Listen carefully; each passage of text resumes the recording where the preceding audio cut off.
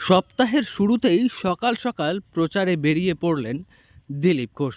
বর্ধমান দুর্গাপুর লোকসভা কেন্দ্রের বিজেপি প্রার্থী দিলীপ ঘোষ এদিন দুর্গাপুরের পলাশডিয়া এলাকায় গিয়েছিলেন ভোট প্রচারে। একই সঙ্গে সেরেছেন চা চক্র।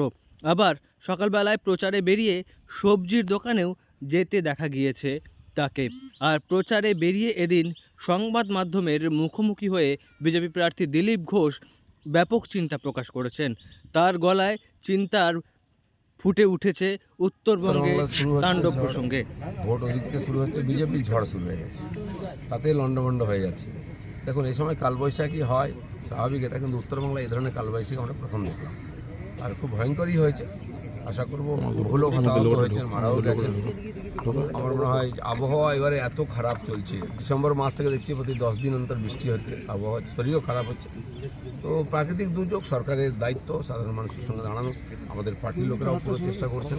আমি আশা করব তাড়াতাড়ি মানুষ এই সমস্ত কাটিয়ে উঠবেন। প্রসঙ্গত, রবিবারের ছুটির দিনে যখন সবাই ব্যস্ত, তখন হঠাৎ করেই উত্তরবঙ্গে আছড়ে পড়ে কালবৈশাখীর তাণ্ডব। আর কালবৈশাখীর সেই তাণ্ডবে উত্তরবঙ্গের কয়েকশো মানুষ যেমন আহত হয়েছেন, তেমনই প্রাণ গিয়েছে বেশ কিছু মানুষের।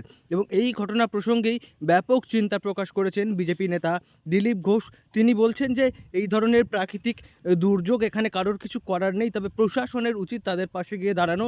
বিজেপি কর্মী সমর্থকরাও চেষ্টা করছেন যাতে সেখানকার মানুষকে দ্রুত উদ্ধার করা যায়, তাদের পাশে দাঁড়ানো যায়। এবং একই সঙ্গে তিনি বলছেন যে ডিসেম্বর মাস থেকেই আবহাওয়ার খামখেয়ালিপনা দেখা যাচ্ছে, প্রায়শই বৃষ্টির দেখা পাওয়া যাচ্ছে এবং একই সঙ্গে শারীরিক অসুস্থতা দেখা যাচ্ছে। কিন্তু উত্তরবঙ্গে এমন ধরনের কালবৈশাখী অতীতে দেখা যায়নি বলে তার মন্তব্য। সাধারণ যে সৌজন্যবোধ সেটাও চলে গেছে। আমাদের এখানকার প্রার্থী কোন সাত সমুদ্র তরুণ নদীর পার থেকে এসেছেন, তিনি বর্ধমান দুর্গাপুর সম্বন্ধে কিছু জানেন না, এখানকার লোক ওনার সম্বন্ধে কিছু জানে না। তিনি কীভাবে অ্যাটাক করছেন, আমাকে কীভাবে গালাগালি দিচ্ছেন, বেশি বেশি বাড় বেড়ো না। আমাদের ये तो पहली झांकी है। बच के रहना रे बाबा, बच के रहना रे, टीएमसी से बच के रहना।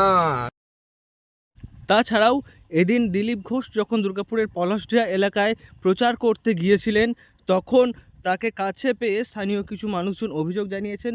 উচ্ছেদ প্রসঙ্গে তার কাছে অভিযোগ জানিয়েছেন পলাশডিহা এলাকার মানুষজন। তারা তাদের আশঙ্কার কথা প্রকাশ করেছেন দিলীপ ঘোষের কাছে।